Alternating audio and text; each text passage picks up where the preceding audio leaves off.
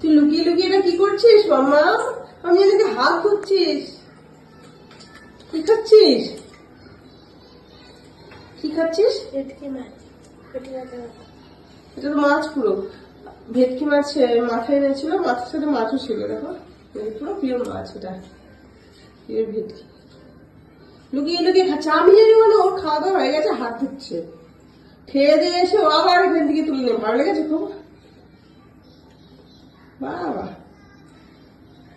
বাবা, এই যে আজকে রান্না হয়েছে এখানে দুরকম মাছ, পাবদা মাছ হয়েছে, এই যে ভেটকি,